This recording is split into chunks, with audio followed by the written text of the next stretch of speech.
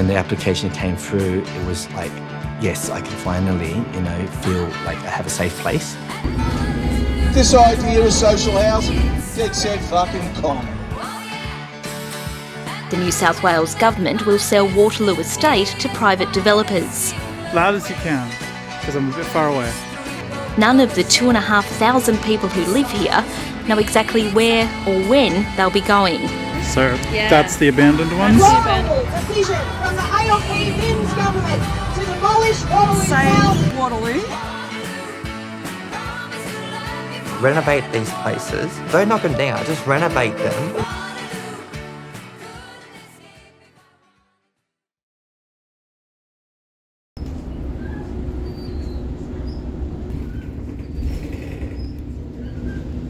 I met with activists from Sydney's Socialist Alliance and the Action for Public Housing Group, a grassroots tenant-led community.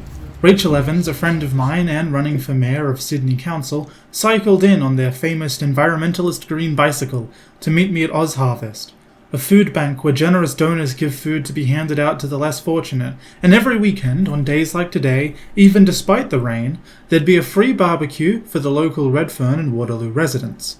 Most people I met here were mothers who need help feeding their children or seniors who can't work anymore. Charities like Oz Harvest and programs like public housing are essential for helping the most vulnerable members of our city survive, thrive, and reduce costs so they can eventually improve their living standards. Hi folks, this is the awesome community kitchen here at Oz Harvest in Waterloo, and what happens every morning on a Saturday, the Community Dignity Respect come in and use this kitchen and then feed the community a wonderful barbecue, free barbecue, and Oz Harvest also.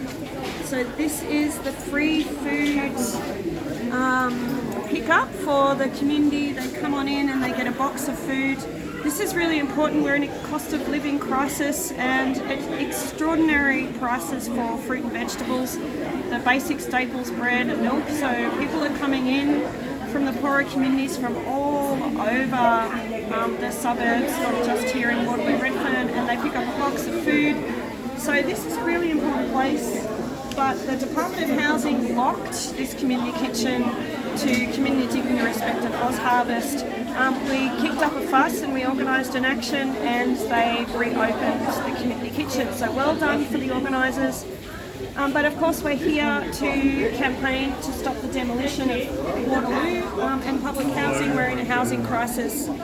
So we're getting petitions, and this is one of the organisers, Yusuf, for Community Dignity Respect, and he's busy today. But yeah, so if you can sign our petition, we're getting the unions to support us. Yeah, this is Yusuf. We had win. Rachel's the best. Rachel's the best. Look after us all, Rachel.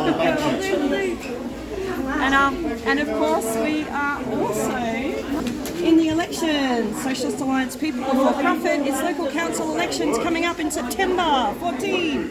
And we want to elect Socialists onto the council. Sydney City Council is the richest council in Australia. Probably $800 million in the bank accounts. What a lot of money the City of Sydney has, and we have the highest rents in the country, second highest in the world. Hong Kong's got higher rents, but really high rents, and the city could be spending some of that $800 million instead of hoarding it. They could spend it on housing cooperatives and beautifying public housing. So yeah, standing for the elections, elect a socialist.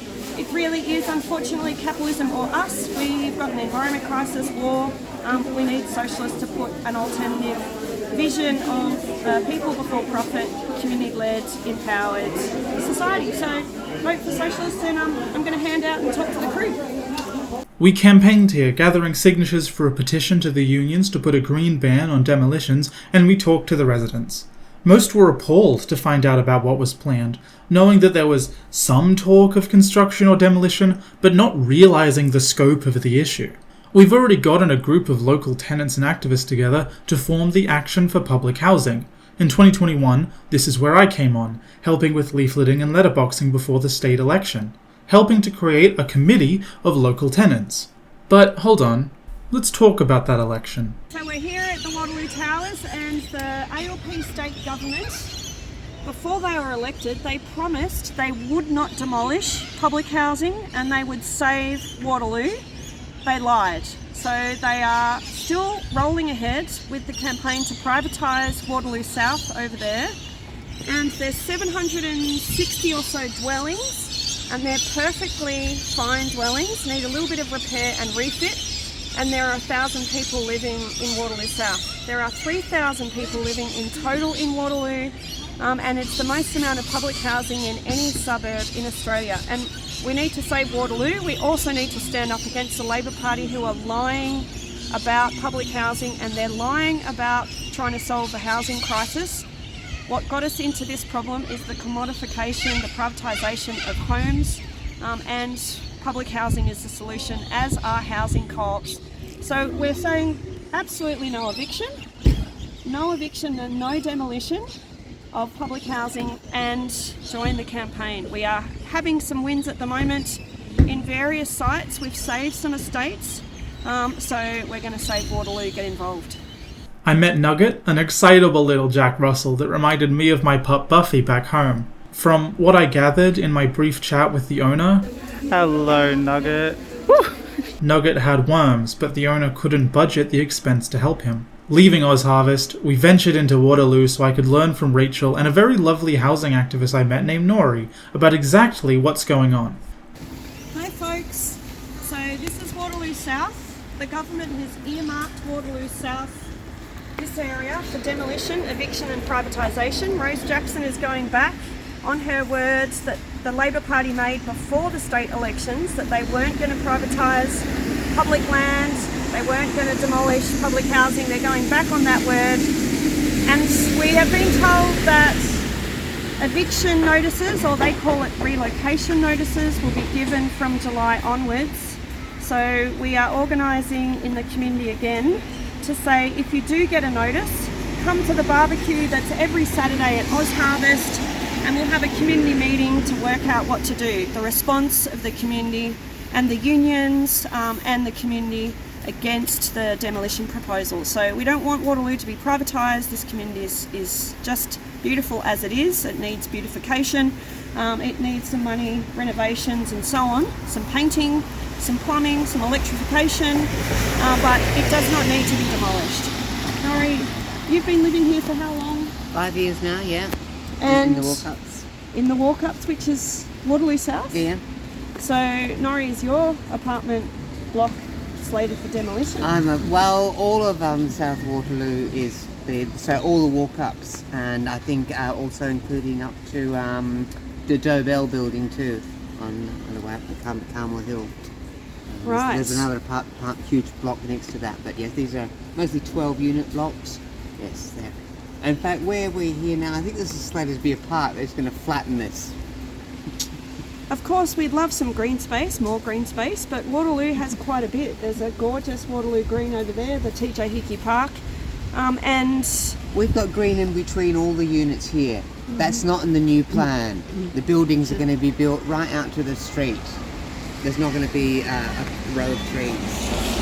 Yeah, and look, the thing is that we have a housing crisis, and Sydney has the most intense rents, the expensive rents of the country, and second most expensive rents in the world. Hong Kong is number one, and we don't need to demolish and evict public housing tenants to increase the housing crisis. We actually just need to build beautiful public housing and more housing co-ops. And look after the public housing we've got and not allow it to run down, so that after 10 or 20 years someone says, oh yeah, let's put an apartment block on that.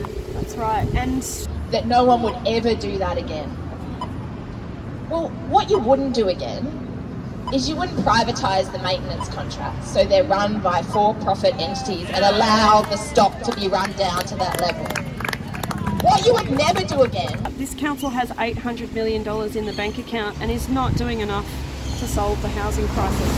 I mean, what could we do with $800 million? It would just cost about $8 million to beautify Waterloo and Redfern and buy a hell of a lot more properties to put into the public stock. So we've got solutions to the housing crisis, and they're not privatising public lands, and we're going to resist every step of the way this attempt to privatise this gorgeous community. We passed Waterloo Metro, a futuristic-looking train station in a construction zone. I myself had actually come from Green Square, taking a 5-minute bus and then a 5-minute walk, and apparently Redfern Station was very close by as well. So I wondered, why were they building a brand new train station so close? But Rachel explained the history of the choice to build the station here, and why it was ultimately a very poor decision. Hey, look at this. This is a grotesque waste of people's money. So we're here at Waterloo train station development area, and Waterloo train station. Now, there was a tender, a discussion in the community about where to stick a new train station about 15 years ago. And unfortunately, Waterloo won out. Even though there's a train station 10 minutes north here, Redfern, and there was a Green Square train station being developed, which is 10 minutes south. It's been there for ages. Oh, Green Square. Yeah, now they changed their minds and went, yeah, why here? Because they can put more buildings above it, sell more residences, rather than put the station where it was needed, which is the uni. Right, so okay, Green Square has been there for ages. It makes it even more ridiculous. This is absurd. So they spend millions of dollars on a Waterloo train station, but what it is to do is to redevelop, privatise this area, evict the tenants, and build high rises. So many reasons to resist this development, and we're calling on unions. We are here in Gadigal, Sydney, where it's the home of the Green Bands. The Green Bands, which was led by Jack Mundy and the Builders Labourers Federation in the 70s and 80s, stopped these rapacious developers taking over community spaces like Waterloo, and we're calling on the unions to help us resist this attempt. It's a battle for Waterloo. Get involved in the campaign. People's power gets the goods.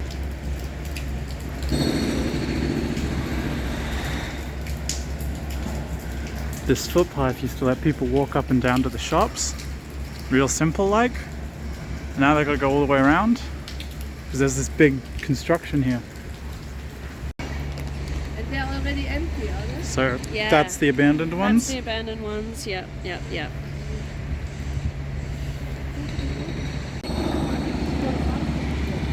More quiet and discreet than the construction. Just point the camera down if you see a face. Of course. I think the boarding was on here.